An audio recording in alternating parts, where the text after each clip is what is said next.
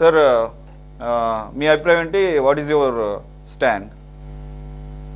సురేష్ గారు నమస్తే. Panel members కూడా నమస్కారం. అమెరికాని మనం అగ్రరాజ్యంగా చెప్పుకుంటాం. అమెరికాలో ఐ కాంట్ బ్రీత్ అనేటువంటి ఒక స్లోగన్ అది పెద్ద ఉద్యమంగా మారిన తర్వాత అమెరికా అధ్యక్షుడిగా ఉన్నటువంటి జో బైడెన్ కి ఆ సమస్య తీవ్రత అర్థమైన తర్వాత వెళ్ళి ఎవరైతే బాధితుడు వాళ్ళ కుటుంబం దగ్గరికి వెళ్ళి అమెరికా అధ్యక్షుడు మోకాళ్ళ మీద కూర్చొని క్షమాపణ చెప్పాడు.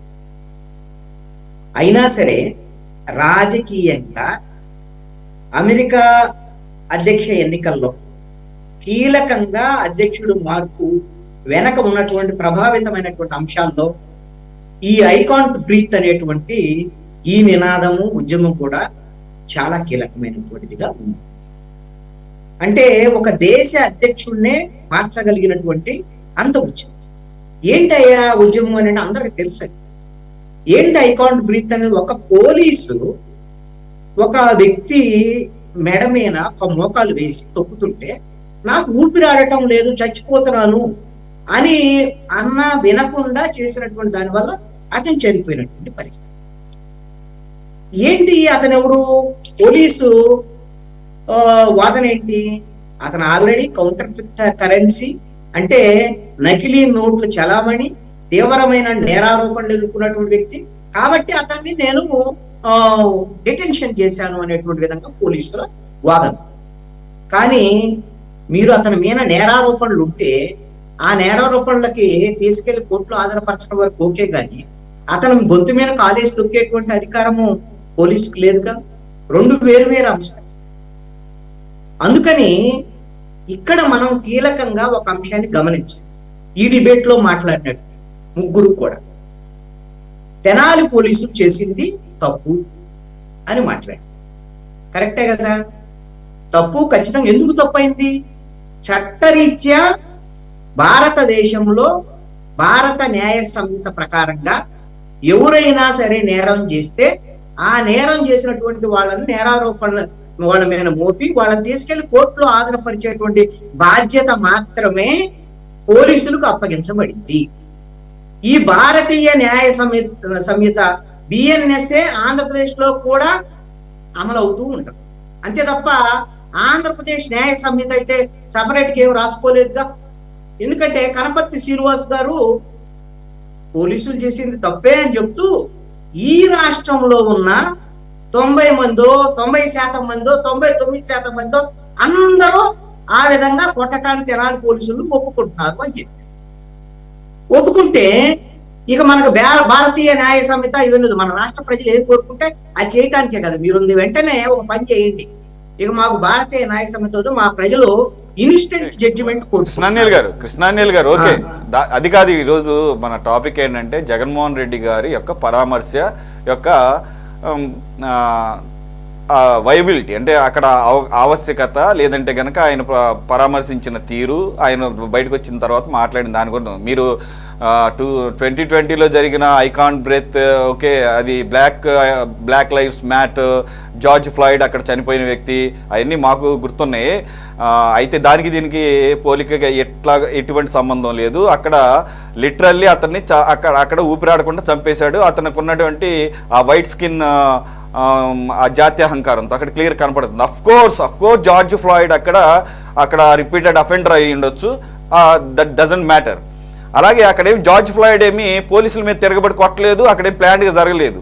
ఇక్కడ వీళ్ళ ముగ్గురు మీకు వీళ్ళు ఇచ్చింది అఫ్ కోర్స్ ఇక్కడ మళ్ళీ చెప్తున్నా పోలీసులు చేసింది చట్టరీత్యా కరెక్ట్ కాదు.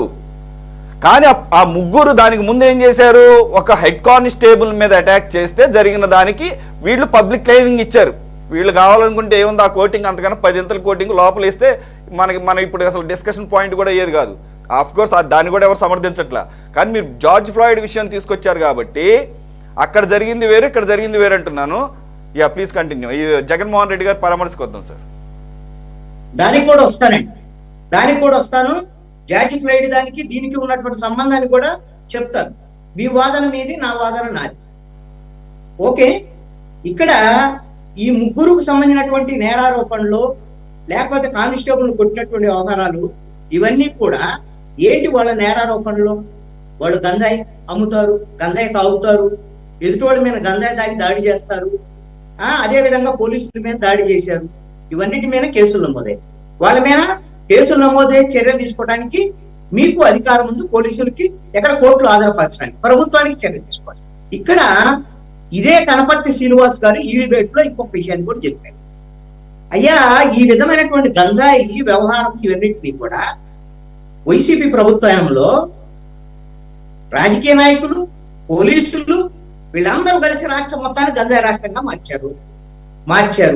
ఇప్పుడు ఐతానగర్ కూడా అప్పుడు కేవలం జగన్మోహన్ రెడ్డి ఉన్నప్పుడు మాత్రమే గంజాయి నేర్చుకున్నారు. ఓకే, జగన్మోహన్ రెడ్డి ప్రభుత్వంలో నేర్చుకున్నారు అనుకుంటున్నాం. ఇప్పుడు సంవత్సరం అయింది కదా. ఇప్పుడు ఐతానగర్ లో గంజాయి ఎట్లా దొరుకుతుంది? ఏ విధంగా రాజకీయ నాయకులు సపోర్ట్ లేకుండా వస్తుంది? ఏ విధంగా పోలీసులు సపోర్ట్ లేకుండా వస్తుంది? ఏ విధంగా చిరంజీవి అనేటువంటి కానిస్టేబుల్ వీళ్ళ మధ్య ఘర్షణ ఎందుకు జరిగింది? ఏ విధమైనటువంటి ఆర్థిక లావాదేవీలకు సంబంధించినటువంటి వివాదాలు ఉన్నాయి? ఇవన్నిటినీ కేసుల్లో కొట్టినందుకు వాళ్ళ మీద నేరారోపణలు ఏమున్నాయో, వాళ్ళ మీద రౌడీ షీట్లు ఉన్నాయో, వాళ్ళందరి మీద చర్యలు తీసుకోవాల్సింది. ఈ మాట జగన్మోహన్ రెడ్డి తన ప్రెస్ మీట్ లో చెప్పాడా? చెప్పలేదు. ఏం చెప్పాడు? వాళ్ళ నేరాలకు నేను ఎట్టి పరిస్థితుల్లో సపోర్ట్ చెయ్యను. వాళ్ళ నేరాలకు సపోర్ట్ చేసిన జగన్మోహన్ రెడ్డి సపోర్ట్ చేసిన కుదిరే పని కాదు. వాళ్ళ నేరాలకి ఖచ్చితంగా పోలీసులు చర్యలు తీసుకోవచ్చు. ఇది ఒక అంశం. రెండోది, ఈ ప్రమాదం ఏ స్థాయికి వెళ్తుంది అని అంటే, మీరు ఇందాకటి నుంచి డిబేట్ లో మొదటి నుంచి నేను చాలా వీడియోలు చూశాను, చిరంజీవి ఇంటర్వ్యూ చూశాను అని చెప్పారు కదా. మీకు కొన్ని ఇప్పుడు లైవ్ లో ఉన్నాయి, మీకు కొన్ని ఎగ్జాంపుల్ చెప్తాం, తర్వాత రేపు చూడండి మీరు. సురేష్ గారు ఏంటో చెప్పనా? ఇటీవల జరిగినటువంటి నేను ఒక్కడనే కాదు సార్ చూసింది, ప్రపంచం అంతా చూసింది అంటున్నాను. ఇక్కడ నేను ఒక్కడే చూసింది నొప్పి చెప్తున్నాడు. ఇంకా కొన్ని చెప్తాను, మీరు తర్వాత చూడండి అని చెప్తున్నాను. ప్రపంచానికి కూడా తెలిసింది, అందుకే డిబేట్ లో నేను చెప్తున్నాను. కనపర్తి శ్రీనివాసరావు గారు ఏదైతే గుంటూరులో ఉంటారో, అదే గుంటూరులో పట్టాపురం పోలీస్ స్టేషన్ లో పోలీసుల యొక్క విధానాలను తప్పుపడుతూ తన పత్రికల్లో ఒక వెబ్సైట్ లో వార్త రాసినందుకు ఒక జర్నలిస్ట్ ని గత నెలలో కడ్డాయిల మీద నిలబెట్టి పోలీసులు దాష్టికానికి పాల్పడి గంజాయి కేసు పెట్టి అతని మీద లోపల పడేసి. అయ్యా, ఏంటి అతని మీద ఆరోపణ అంటే, పోలీసులకు వ్యతిరేకంగా పోలీసులు చేసినటువంటి తప్పుల్ని ఎత్తి చూపినందుకు. రెండవ, మీకు అందరికి తెలిసినటువంటి ఉదాహరణ కనపర్తి శ్రీనివాసరావు గారు ఉన్నారు కాబట్టి ఆయనకు కనెక్ట్ అయ్యేటువంటి అంశమే చెప్తున్నాను. అందరికి ప్రపంచం అంతా తెలిసినటువంటి అంశం బోరుగడ్డ అనిల్. ఈ బోరుగడ్డ అనిల్ ఎందుకు అరెస్ట్ చేశారు ఏంటి అని అందరికి తెలుసు. ఏం జరిగింది? ఒక పోలీస్ స్టేషన్ లో, Guntur police station, Pattapuram Nagarampalem police station లో ఆయనకి బిర్యానీలు పెట్టి, ఆయనకు పరుపులేసి, అన్ని బండబెట్టి ఇవన్నీ చేస్తారంటే పోలీసులు, దాన్ని ఒక జర్నలిస్టు వీడియోలు బయటకు పోయి ఏం చేశారు? పోలీసులు జర్నలిస్ట్ మీద కేసులు పెట్టి లోపలేశారు. ఇప్పుడు బోరుగడ్డ నీళ్ళకి ఆ విధంగా చేయడం తప్పా రైటా అంటే, పోలీసులు ఇంకొక ఉదాహరణ చెప్తా. రీసెంట్ గా మీకు వచ్చిన వీడియోలు, ఒక ఇంట్లో ప్రకాశం జిల్లాలో ఒక ఇంట్లో ప్రవేశించి పోలీసులు సీసీ కెమెరా ఫుటేజ్ కావాలని మహిళతో సహా చిన్నపిల్లల మీద దాచి పనిచేసినటువంటి పని. అంటే ఇవన్నీ రాష్ట్రంలో ఉండేటువంటి ప్రజలందరూ 90%, 98% కోరుకుంటున్నారా? కనపర్తి శ్రీనివాస్ గారు కోరుకుంటే ఇలాగనే పోలీసులు మీరు ఇలా చేయండి, మీ ఇష్టము అని ఒక లైసెన్స్ ఇచ్చేయండి. ఎందుకంటే జగన్మోహన్ రెడ్డి లైసెన్స్ ఇచ్చాడు, పోలీసులకు లైసెన్స్ ఇచ్చాడు. ఈ తరహాలో 5 ఏళ్ళు ఆయన దాష్టికాలు.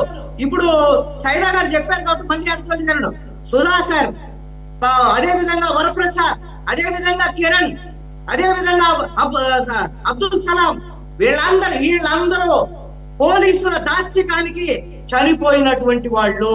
ఎందుకంటే జగన్మోహన్ రెడ్డి ఆ విధంగా వాళ్ళకి లైసెన్స్ ఇచ్చాడు, ఆ విధంగా ఇష్టం వచ్చినట్టు చేశారు. తెలుగుదేశం వాళ్ళు చేయలేదండి. జరిగింది తప్పు ప్రాణాల మీదకైతే రాలా. ఇక నేను ఇంకా మాట్లాడతాను. అసలు ముగ్గురేరి, అసలు ముగ్గురు నువ్వు పరామర్శించింది ఎవరిని? అసలు వాళ్ళు ఏరి, వాళ్ళ కదా పరామర్శించాల్సింది. మీకు వచ్చినటువంటి సమస్య ఏందని అడుగుతున్నాను నేను. అసలు నేను అనేది ఎవరు ఈ రోజు ఏం పరామర్శించడానికి ఎవరు నిందితుడు ఎవరు బాధితుడు ఎవరు నిందితుడు ఎవరు బాధితుడు ఎవరు నిందితుడు ఎవరు బాధితుడు ఇక్కడ ఎవరు నిందితుడు ఎవరు బాధితుడు ఎవరు నిందితుడు ఎవరు బాధితుడు ఎవరు నిందితుడు ఎవరు బాధితుడు ఇక్కడ ఎవరు నిందితుడు ఎవరు బాధితుడు ఖచ్చితంగా వాళ్ళని శిక్షించాల్సిందే 11 కేసులు ఒకడికి 11 కేసులు ఒకడికి 11 కేసులు ఒకడికి 10 కేసులు ఒకడికి 9 కేసులు ఒకడికి వీళ్ళంతా ప్రజా సమస్యల మీద కేసులు పెట్టారు వీళ్ళ మీద ప్రజా సమస్యల మీద కేసులు పెట్టారు వీళ్ళకి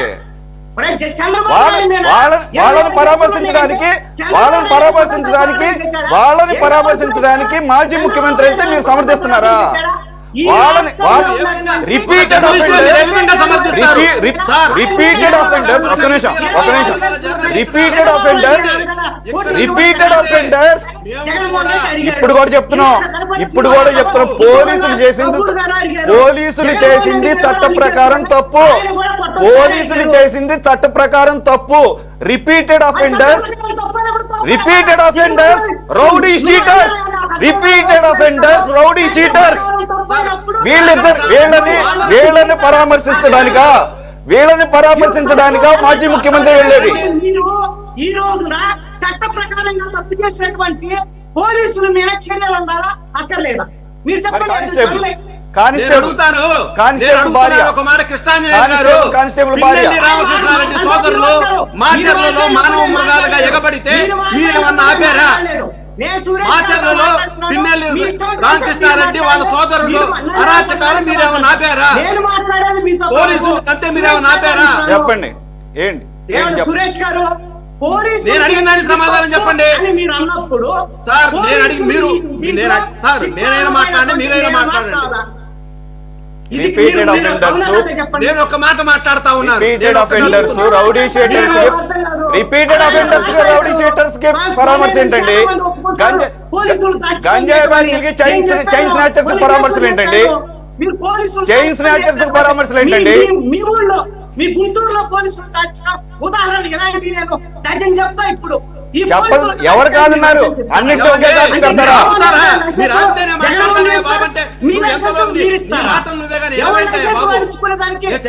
అందుకనే మిమ్మల్ని మేము ప్రజలు ఎన్నుకున్నది అదే ప్రతిపక్షం ఉద్యోగం ఏంటి? అతను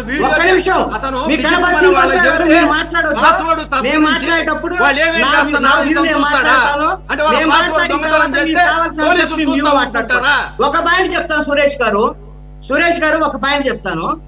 ఈ రోజున నేను అనుకున్నాను, అరే ఇంత పెద్ద ఇన్సిడెంట్ జరిగింది కదా, ఈ ఇన్సిడెంట్ లో రఘురామకృష్ణరాజు రెస్పాండ్ అయితే బాగుంటుందని అనుకున్న మరుక్షణమే నా ల్యాప్టాప్ చూస్తుంటే రఘురామకృష్ణరాజు గారు ప్రెస్ కాన్ఫరెన్స్ కూడా వచ్చింది, మాట్లాడారు కూడా,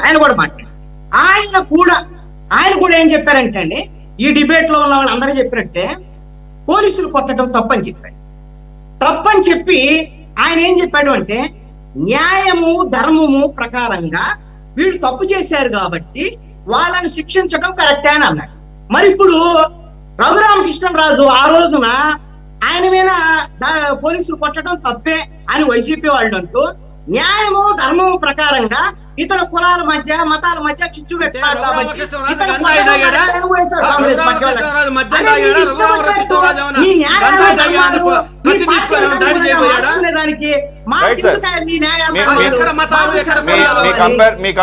మీ కంపారిజన్ ని యాక్సెప్ట్ చేస్తున్నాము. ఏంటి, ఒక ఎంపీ రఘురామకృష్ణరాజు గారు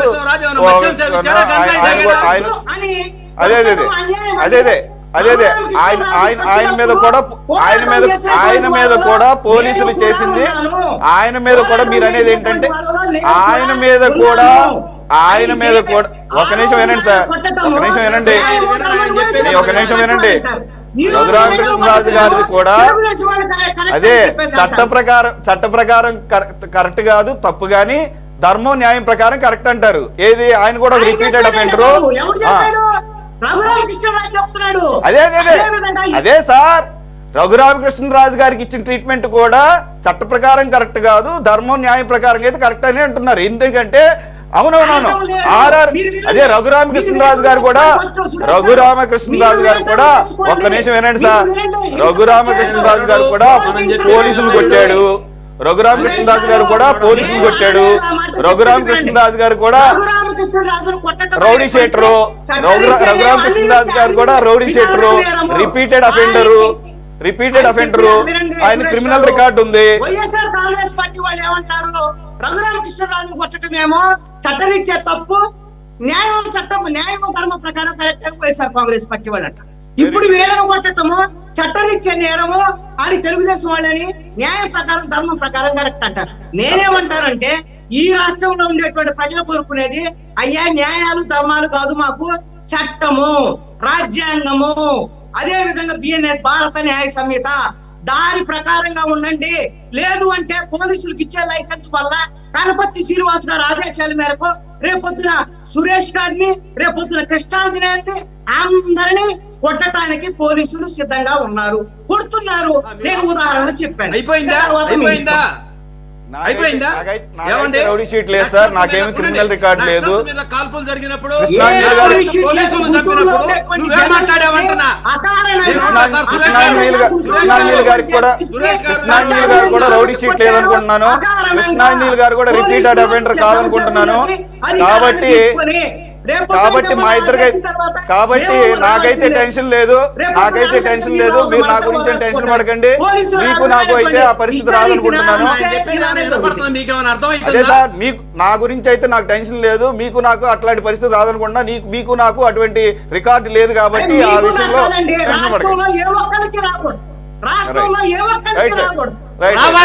ఇన్స్టెంట్ న్యాయం కొన్ని చోట్ల తప్పదు, ఇన్స్టెంట్ న్యాయం జరగాలి.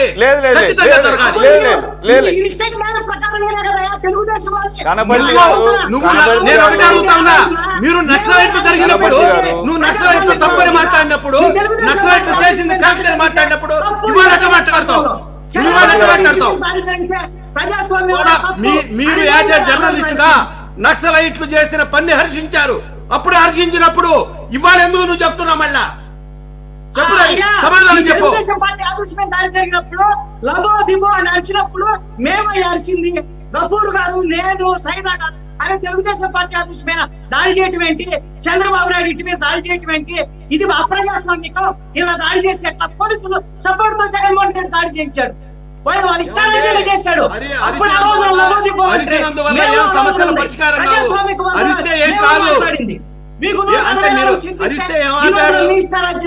మీరు చేస్తారంటే ఎవడు ఒప్పుకుంటాడా? నాకు అర్థం కాదు.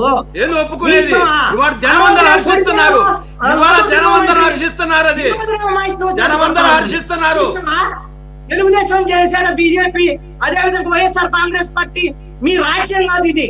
ప్రజాస్వామ్యం, భారతదేశం అనేటువంటి ఒక ప్రజాస్వామ్య దేశం. ప్రజాస్వామ్యంలో గంజాయి తాగి ఇళ్ల మీద పడుతుంటే చూస్తా ఊరుకోవాలి. అయ్యా నీ పక్కన ఇంటి మీద తాగిన వాడు నీ మీద చేసినప్పుడు ప్రజాస్వామిక వాదులుగా మేము వచ్చాం బాబు. మీ ఆఫీస్ మీద దాడి జరిగినప్పుడు, మీ చంద్రబాబు నాయుడు ఇంటి మీద దాడి జరిగినప్పుడు ప్రజాస్వామిక వాదులుగా మేము పోరాటం చేశాం. మేము ఆ రోజు కూడా పోరాటం చేశాం. ఆ రోజు కూడా కృష్ణాంజలి గారు, you can stand with your own opinion. మీరు మాట్లాడింది ఈ రోజు జగన్మోహన్ రెడ్డి గారు ఒక మాట్లాడిన దానికి దగ్గరగా ఉంది. ఏంటంటే చంద్రబాబు నాయుడు గారికి కూడా ఒక 24 కేసులు ఉన్నాయి, ఆయన కూడా ఇలాగే పబ్లిక్ గా కనుక ఇలా చేస్తే ఎలా ఉంటది అనేది ఆలోచించుకోవాలన్నారు.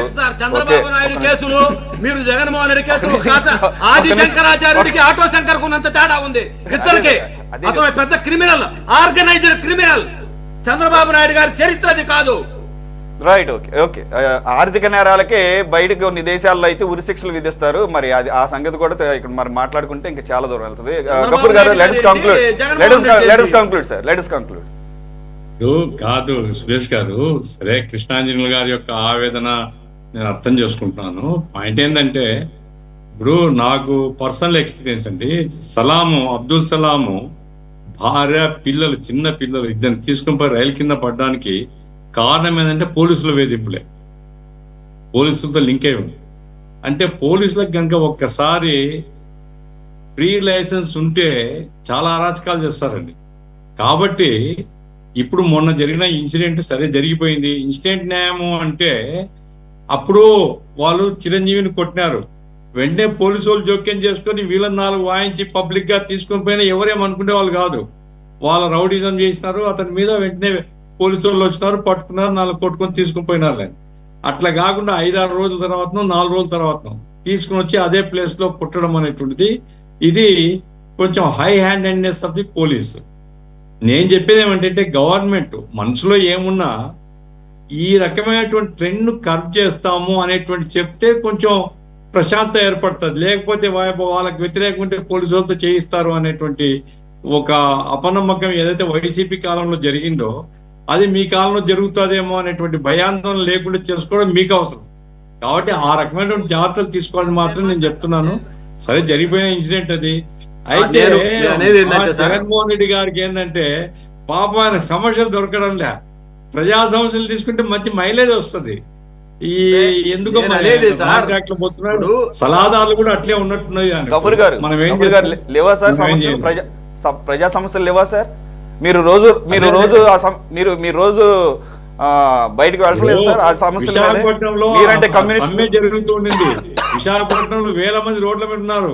ఈయన పోయి నిలబడితే ఎంత అప్లాజ్ వచ్చిండేది.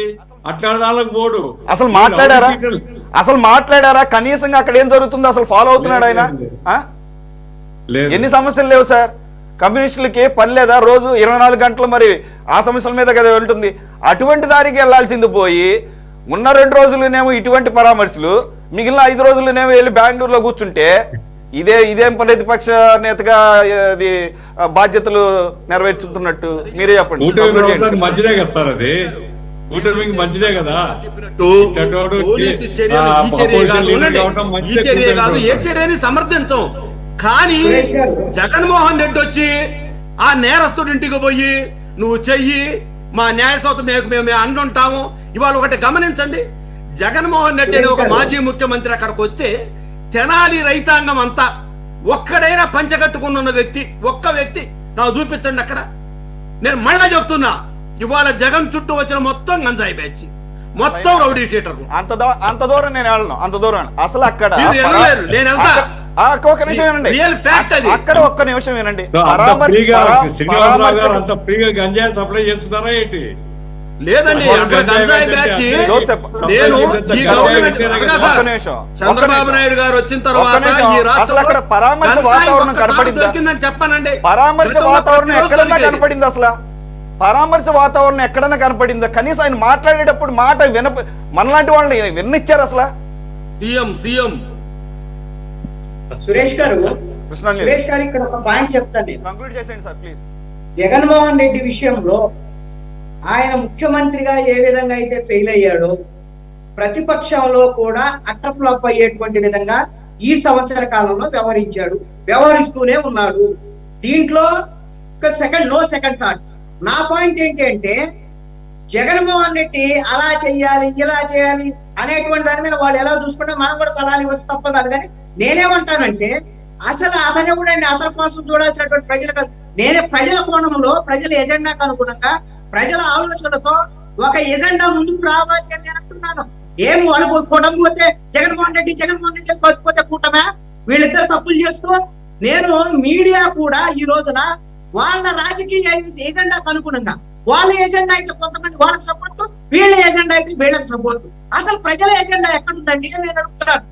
ఈ రోజున తెనాలి విషయంలో కానీ మిగతా విషయాల్లో కానీ ప్రజల ఎజెండాలో మీడియా ఆలోచించాలనేటువంటిది నా విజ్ఞప్తి. 2 రాజకీయ కోణాలు 2 తప్పుదారిలో ఉంది. Let's wind up. Thanks for joining Krishnanjali గారు, కనపర్తి గారు, గఫూర్ గారు అండ్ సైదా గారు. ఇది వాళ్ళ టాప్ డిబేట్. మరో అంశంతో మళ్ళీ కలుద్దాం. Stay tune to city 24/7.